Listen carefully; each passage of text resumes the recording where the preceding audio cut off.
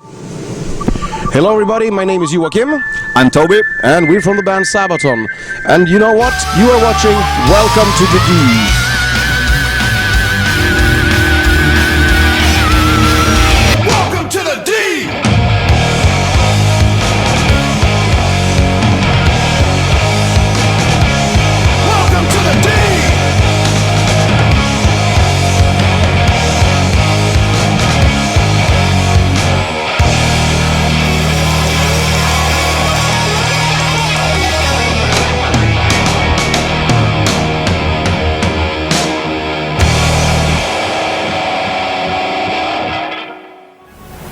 We're here at St. Andrews Hall in Detroit to interview Sabaton.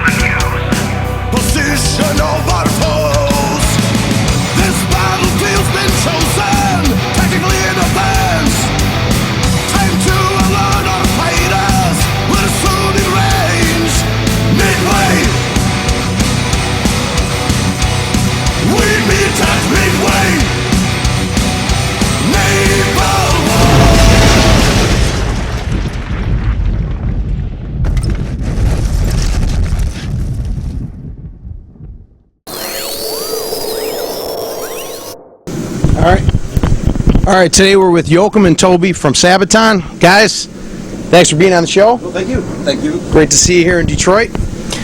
First question here, what year did you guys form? And what was it that brought you together as musicians? Actually, we started out in 1999, so we've been, Pat and I are left from that lineup, the bass player, and I mean, we formed as most, you know, young bands do. You share a love of the same music and the same kind of beer, basically. All right, so who were your musical influences growing up? Was it always metal guys, or was it a variety of players?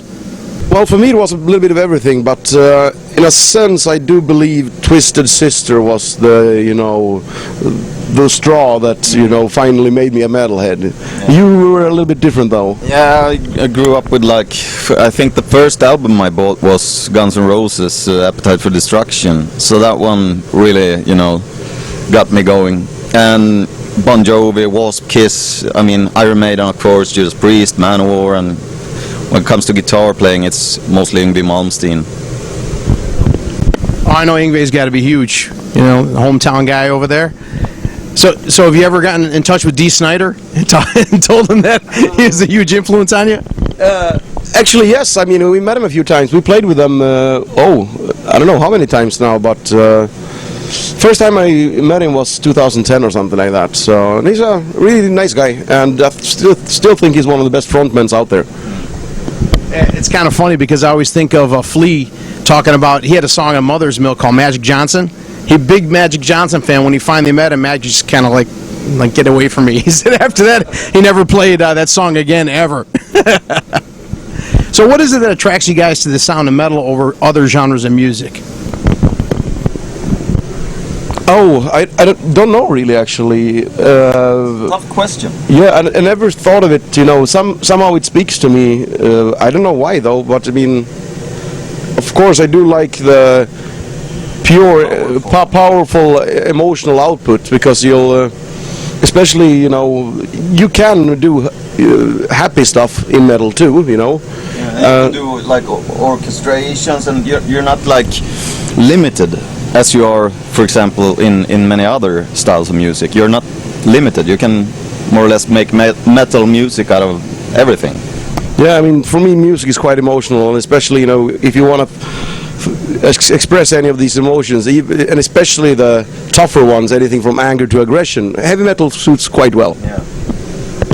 Well, it's interesting because it seems like it's there's something with certain areas of the world, it's like in Sweden, it's very popular. It seems like the U.S. is more of a pop culture, a little bit, because we're a little more infiltrated with the, a lot of stuff that's on television, and the rap and hip hop and funk and stuff like that. So I just thought it was interesting. What is it that really gets Europeans to gravitate towards metal over other things?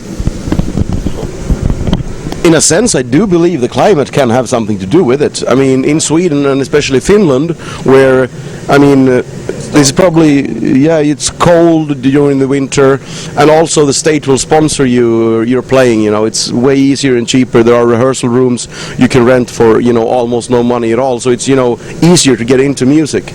And it's kind of strange though, but if you look at Finland, for example, our neighbors, that's probably the only place in the whole world where a metal band, if they release an album, let's say Nightwish or, a band like that would release an album, they'll kick Britney Spears, Madonna, all of these guys off the charts. They have no chance if they release in the same week as Nightwish do.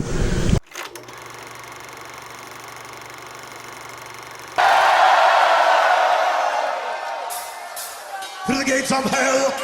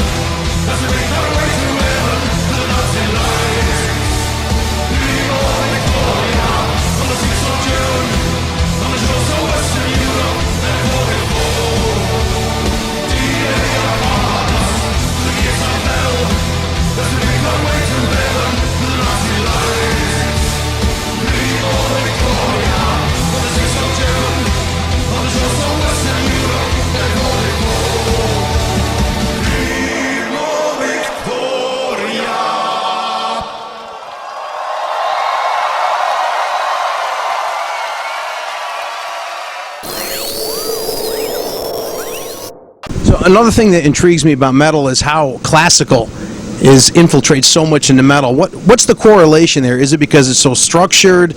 I mean, it seems like even in metal, like there's a lot of parts of a song that are almost like a movement more than a shift to the next section. I mean, what is it that binds those two things together, classical and metal?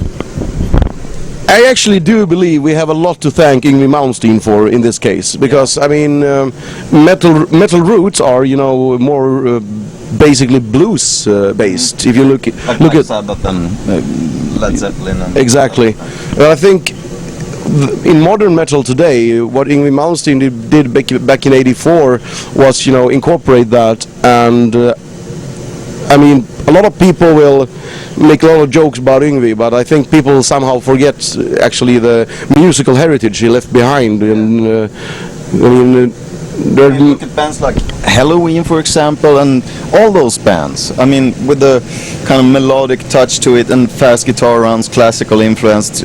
I don't think the world would look the same without Yngwie Malmsteen, actually.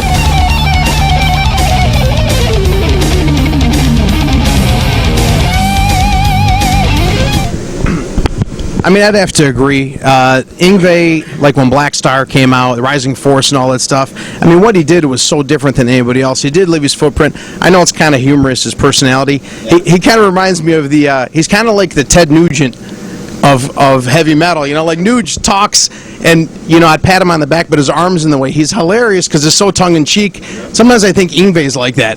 Remember, I headlined Cal Jam, and I played every big giant festival known to mankind. The attitude, the spirit, and the energy level of my music, it has a life of its own. It's a force to reckon with. In fact, I'll tell you a funny story. A friend of mine owns Motor City Guitar in Waterford, Marty Minimi, really nice guy. And I think it was Marshall that gave him some passes to see Yngwie. And he was standing backstage when Yngwie was warming up. And he says, you know, Yngwie, he goes, one thing that's overlooked with your playing is you have great vibrato. You know, and he goes, oh, I know. He didn't even say, it wasn't like, you know, he didn't even say, well, thank you, anything like that. It was like, oh, I know. That's, you know, that's a bit of, you know, his thing. I mean, you got to give him that. It's like, hey, yeah, you got a great vibrato. I know. Yeah, I mean, it's so spot on.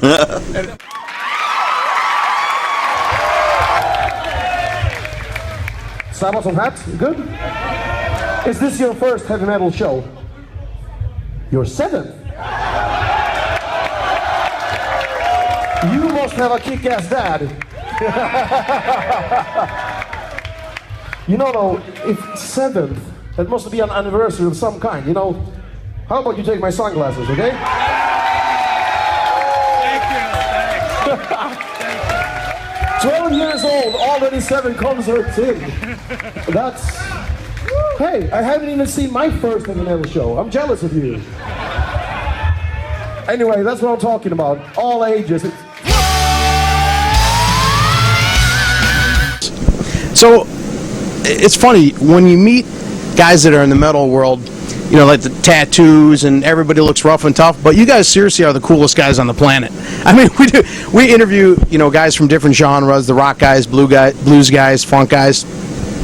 But the metal guys are so cordial with their fans and really good guys. What is it about you guys that makes you like that? well, yeah, it's something you need to say, you know. Looking the way we do, we don't really have to scare people, you know. Yeah. We have to work the other way around, you know, actually get people to come and, you know, not be afraid of us. I mean, and also, I mean, it could also have to do something. We get all of that aggression out on stage. I mean, it might be a paradox. I mean, we sing about military history, usually about people dying, yet we're smiling on stage, having fun, jumping around.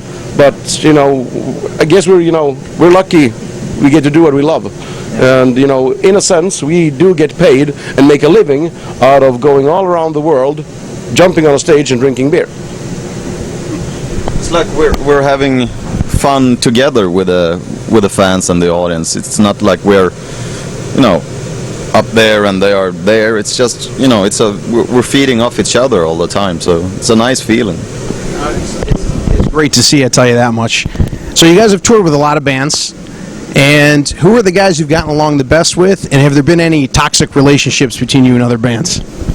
I think we should leave the toxic one at yes. Let's not go into detail.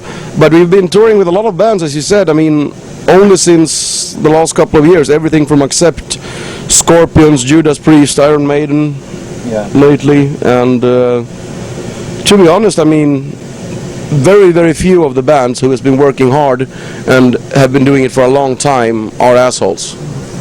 Very, very few of them.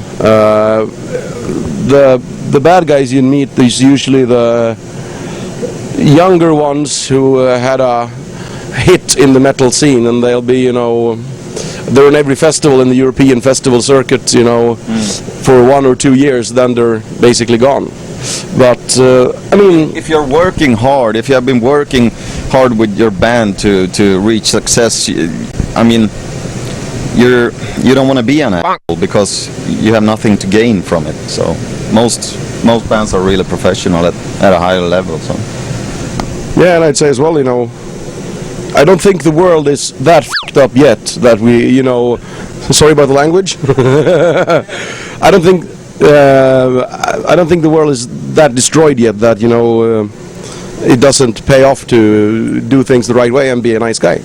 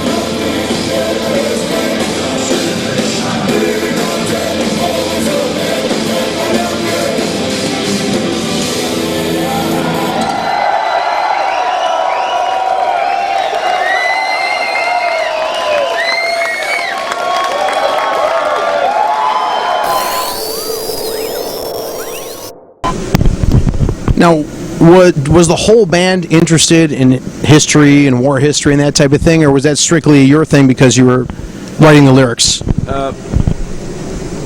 Most of the time it's actually me and Per, the bass player, who write the lyrics, but it's, I guess, you know, it started out as a healthy interest and then turned unhealthy, you know. We're not history professors by any means. We're happy amateurs, but we do go quite deep into the details of the subjects we choose to sing about. And it all started in 2004, which is 10 years ago actually, when we decided, hey, let's make a whole album about military history, about war. Because we did a song called Primo Victoria, which is about the Allied storming Normandy beaches on D-Day. And all of a sudden, writing lyrics was no longer a necessary evil, but rather quite fun actually, and interesting.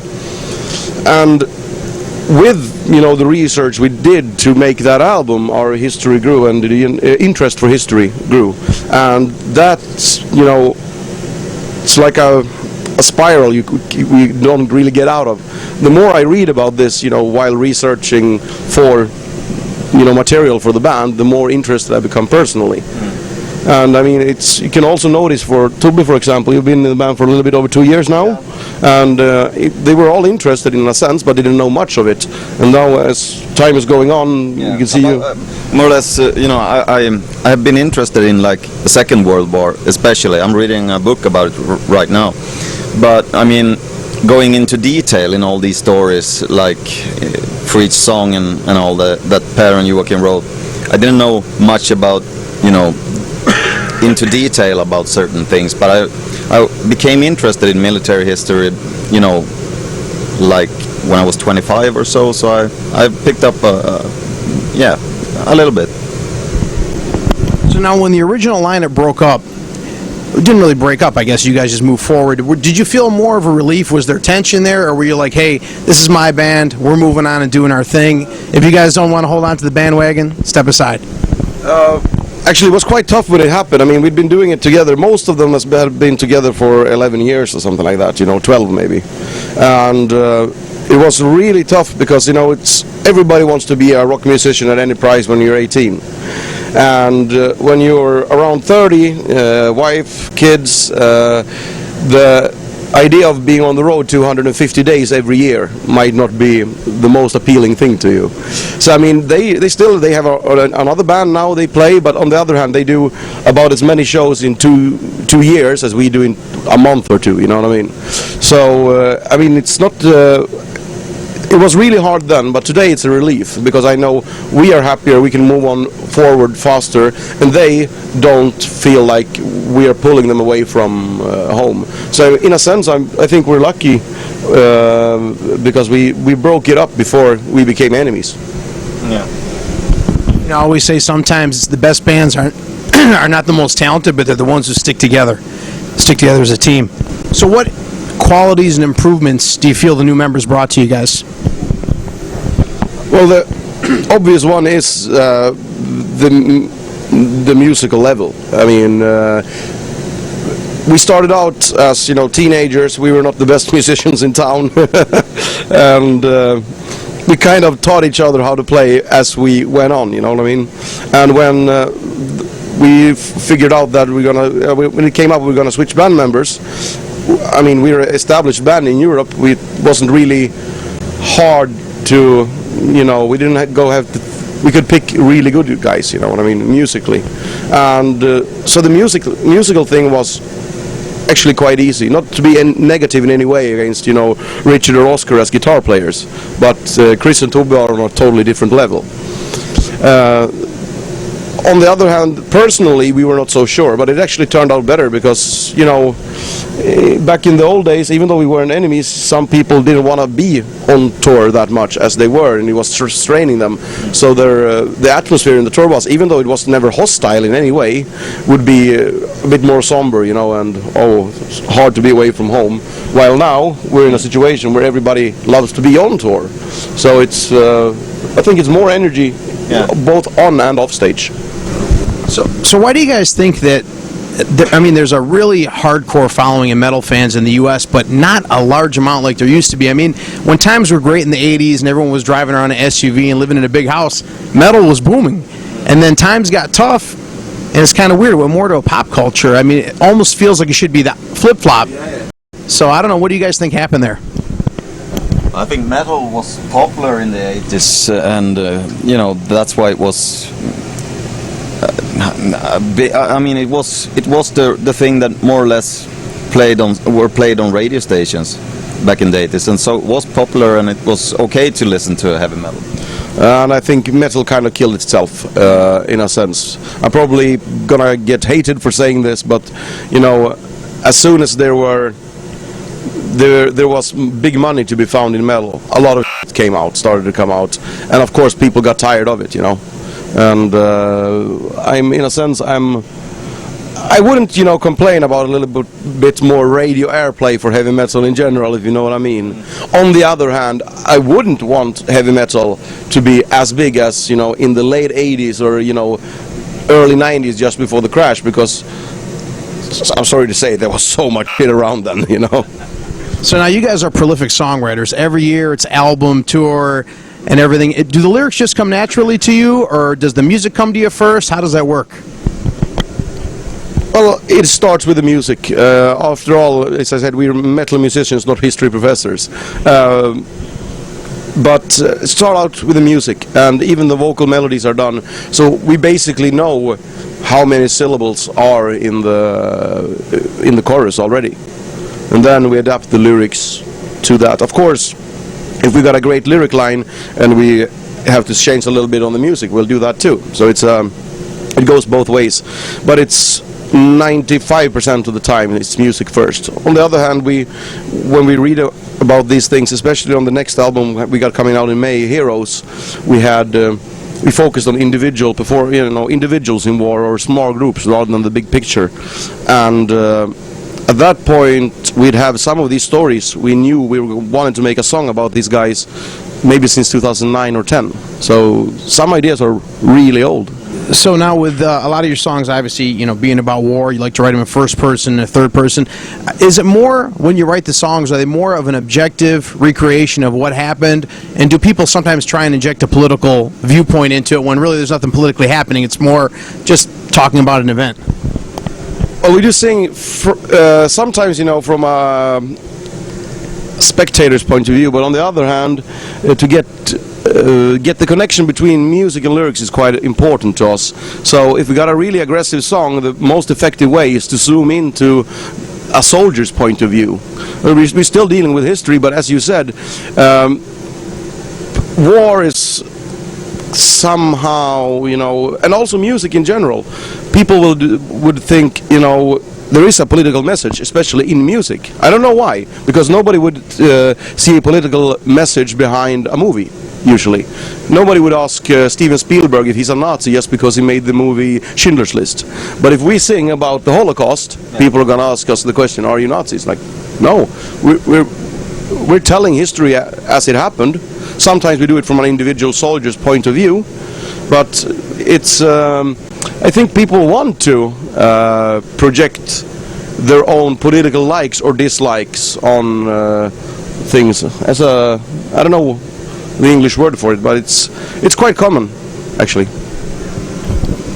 So, have you had any songs that have had commercial success? I mean, if I was going to guess, I'd say Cliffs of Gallipoli, because it's got that heavier keyboard sound, it's got a nice melodic guitar solo, and it's almost got like that transition at the end of the solo, very classical kind of feel to it. And if I was going to guess, I'd say that, but what have you had the most luck with? Actually, that one was the first single we had that sold gold, but it was never a big thing. I'd say easily Carolus Rex, the song itself. A lot of radio airplay in Sweden, and it sold platinum. And no Swedish rock or metal band has sold platinum in Sweden since Europe did the Final Countdown. So now Heroes was the first album with the new band members. So did that change your writing process? I mean, how did that change with this album? Well, nothing changed for the writing process, basically. I mean, I was still doing almost all of the songwriting, and sometimes I've had a history of writing with someone else. This time we wrote a song together, Soldier of Three Armies, and that was the first time I actually wrote music with somebody in Sabaton.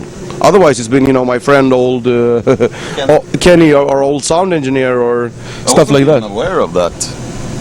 No. So, but recording-wise, yeah, all the guitars were done in half the time, you know, and they sounded better. So, I mean, musicianship-wise, yes, very much of an improvement, I'd say. But when it came to the creative process, yeah, I don't know. I mean, it's still Sabaton, and the fact that we wrote a song together is like, it didn't matter if you were in the band or not, you know.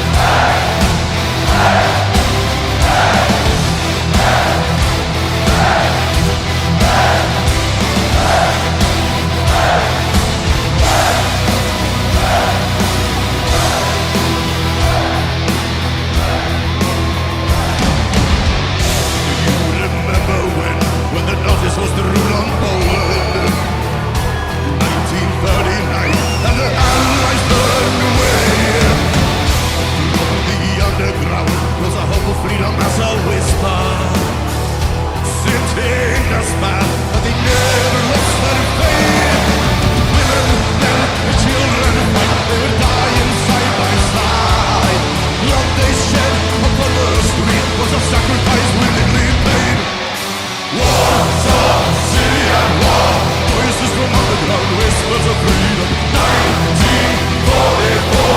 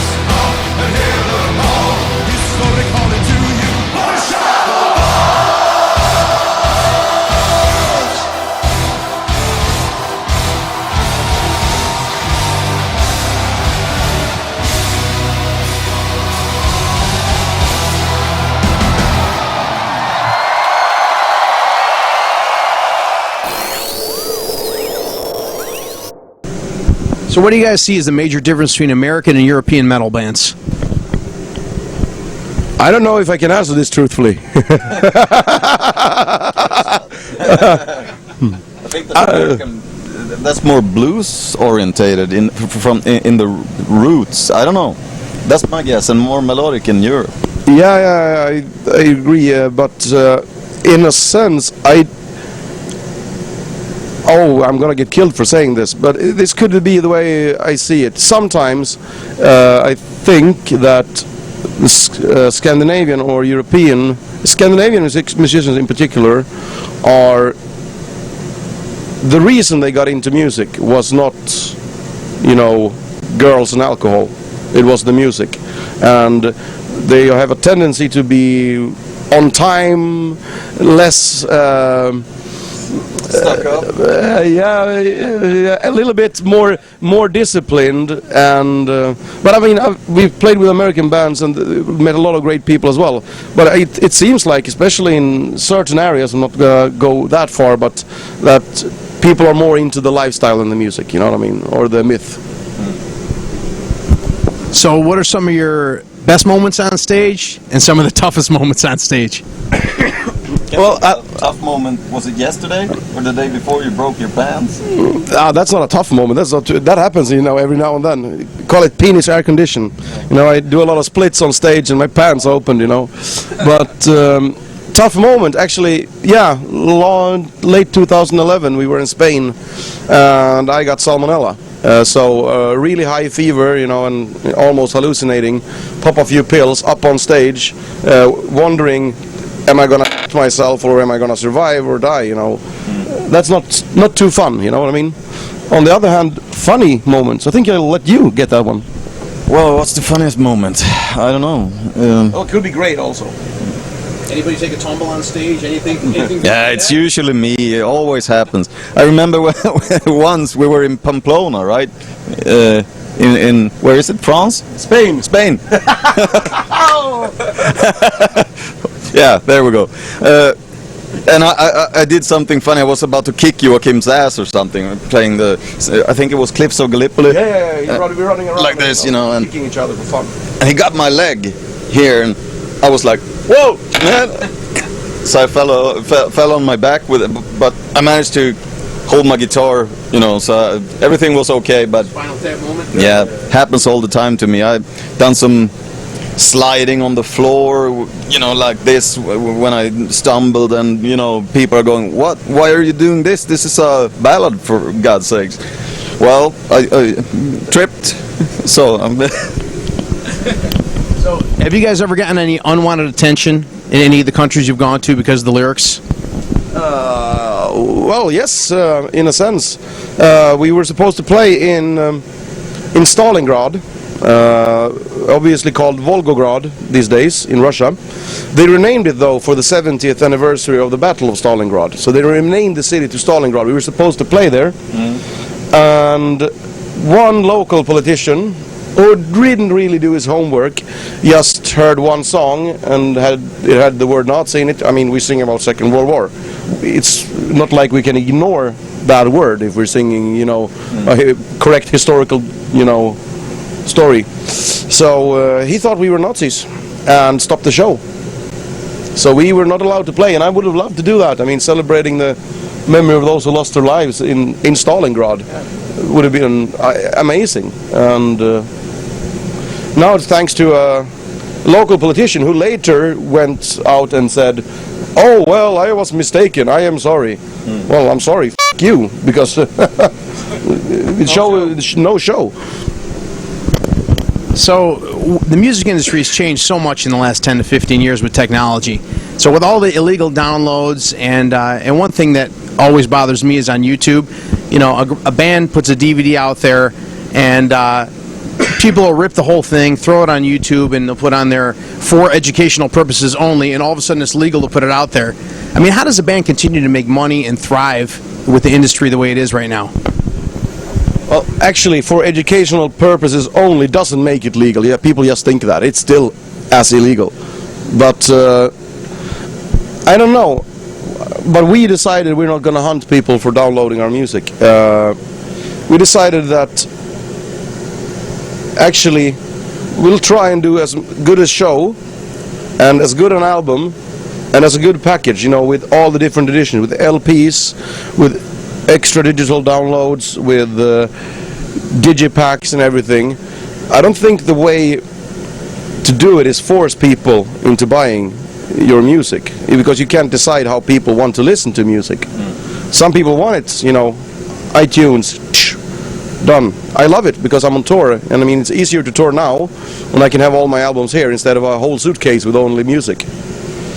And so we figured we're gonna try it the other way around. Let's try and make the albums and the shows as good as possible, and get as many editions as people would possibly want to have, so people would want to pay for the music instead of... We got very loyal fans.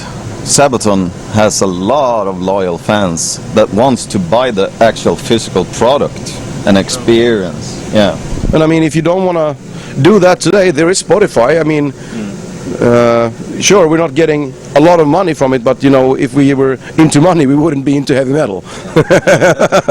So, no, but I mean, in that case, these days there are legal ways of listening to music for free if you want that too. And I mean, I'd be happy if people chose to use those instead of the Pirate Bay discount. Yeah, it's funny. Like it seems like technology has only helped the fans, not the players.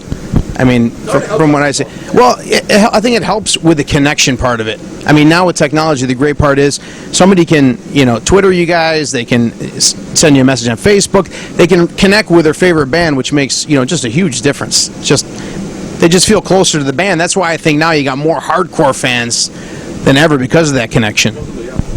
So, now given the current state of the music industry with it being so watered down, in your opinion, do you think bands like, you know, when Metallica came out, Iron Maiden, Judas Priest, when the companies had a stronghold on the media, what was released and what you heard, do you think those bands would have fared as well if they came out now with all the competition and the way things are handled? I don't think I can go into detail, but in general, what was fantastic about many of these bands back then wouldn't be fantastic about them today.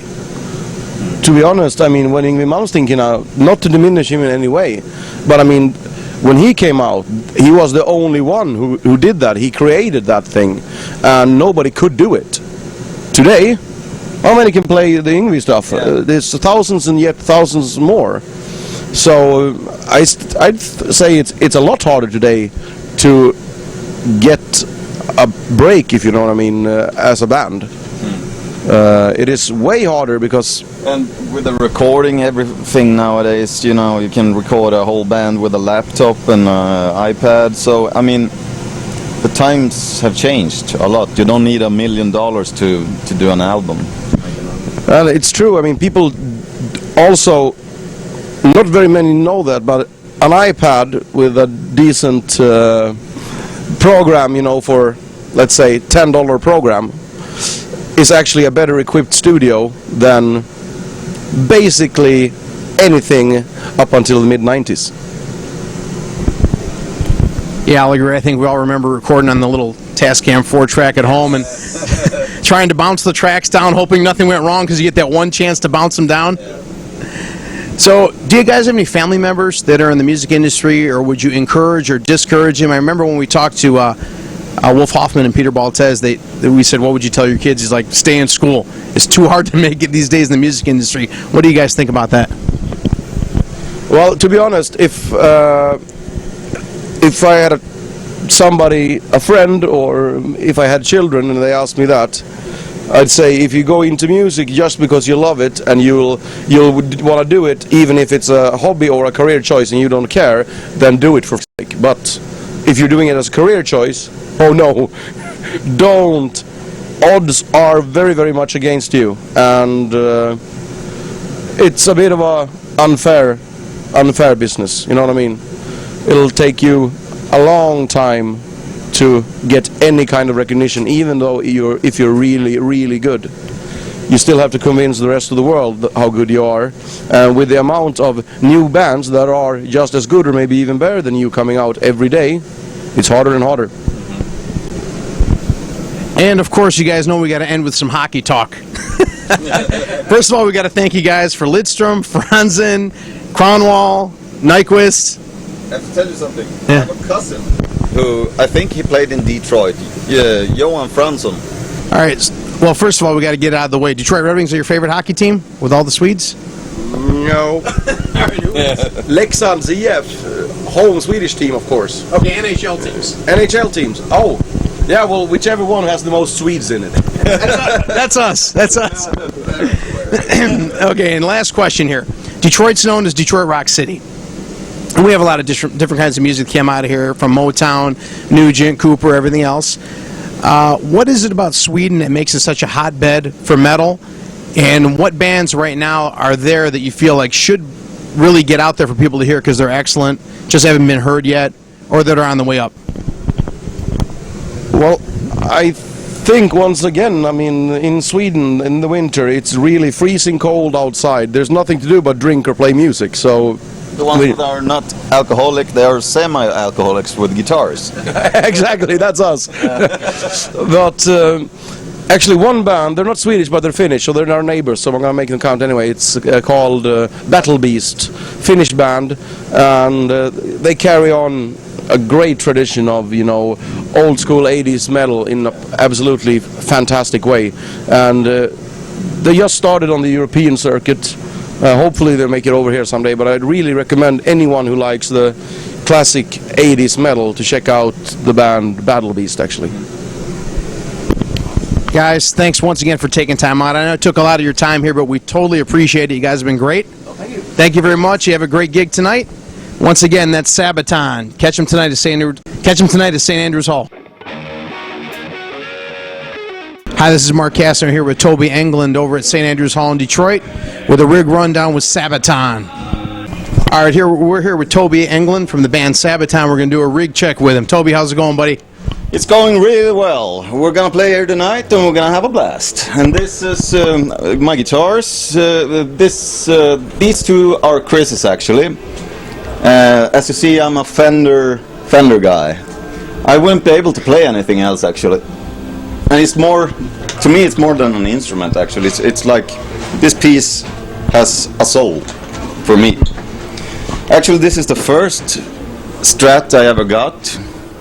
Was about to sell my car, but my dad was like, "No, you're not gonna sell your car to buy a guitar." Yes, I am. No, so he gave me the money to buy this guitar, and it's the best sounding Strat I got, and I use it every night. What year Strat is it? This is a '96 anniversary model made by Fender Japan. You see, it got it kind of been played. Is there road worn or Thobbe worn? This is both, actually. And the pickups I use, they look like single coils. But actually this is a DiMarzio Fast Track 2, high output, and this is a Seymour Duncan Hot Rails with the covers that I made myself because I'm a vintage guy, so I don't like the looks of the rails. Yep. Any other special features on there? No, it's pretty much stock. It's I never used a tremolo, so I block it, as you can see. You got all 5 springs in there to hold her down, huh? Yeah, and I believe if you got 5 springs, you get this more stratitone, a little bit more like a spring reverb thing. It sings a bit more. So yeah, and I'm always doing stuff to my guitars. I got 11 Strats, so I'm changing stuff and pickups and necks and all kinds of stuff. What gauge string do you play? 1046. Diodarios, I see the color on the ball ends. Yeah. I play the same thing, 9-42s though. Ah, cool. Of course, I got this camo strap here, and this is a cool guitar actually. The next one is an 89, also Japanese, with a US neck. Had it camo painted. I was just going to say that bigger headstock is usually on like the 70s models. Yeah, this is a kind of a reissue neck. US is made in 2012, so it's kind of new. As you can see, I blocked the tremolo there as well. And the Seymour Duncan and Yngwie Malmsteen signature pickups sounds really great. This is a beauty. Well, that's the guitars. All right, we're going to head over to the stage here. All right, we're gonna have a look at my live rig, or I don't know what to call it. It's not much of a rig actually. It's just a Line 6 HD 500. I would, if I could, I would of course bring like Marshall stacks and all that. But we're traveling so much, flying so much, so it's kind of impossible. This is very convenient, and I'm tweaking it a little bit now and then to get that extra.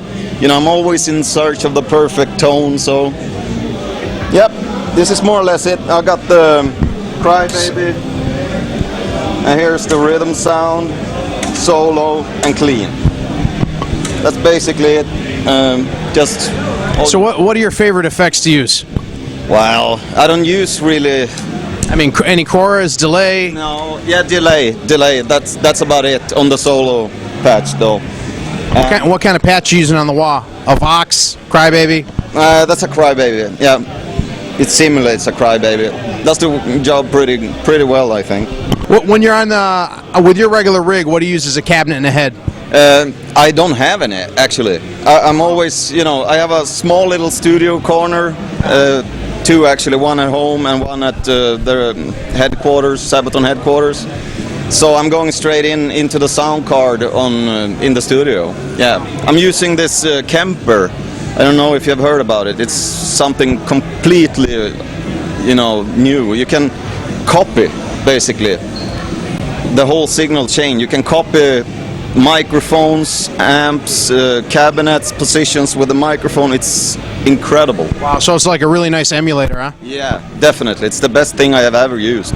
It's amazing what technology can do with guitar playing, with recording, with everything, just kind of like shrinking up the rig and making things easy. Yeah, I mean, flying with this is just, it's like hand luggage, It's perfect. You don't have to, I guess I have like, 30, 40 amps and cabinets in this little box, so, I mean, the public, the people out there is not going to be able to tell the difference because it's so much distortion and loud anyway. So now a lot of these items, a lot of the new technology items are just awesome. The way they sound, do a great job in emulation, and really, especially live, with so much going on with, the lights and the visual thing going on. Nobody could tell if there's a tiny tone difference. No. I mean, I had musicians at a very high level coming up to me and asking me, "Wow, that's a great sound. What do you use for amplifier?"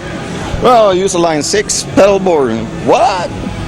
A lot of it, plus it's the fact that you're a great player, that obviously makes a huge difference. Yeah, of course. The equipment is secondary. Yeah, definitely. I mean, I once played in a very, very famous, nowadays a big Swedish heavy metal band, and I was playing bass in that band. And I had a guy coming up to me after one show and asked me, "Wow, man, your bass really sounds fucking incredible. What is it? What kind of bass is it?" I don't know. Looked at it said Rhino or Reno or something. It cost me like $100 15 years ago, and he was like, "What?" Not the equipment, it's the player, right? Yeah. Toby, thanks again, man. Have a great show tonight. Thank you very much. Thank you. Signing off here from St. Andrews Hall with Toby from Sabaton.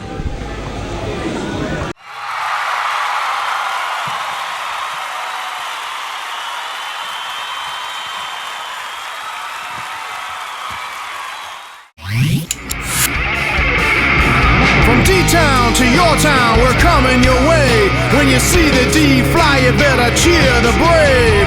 Welcome to the King that's crowned. We're from Detroit City, we're the best around.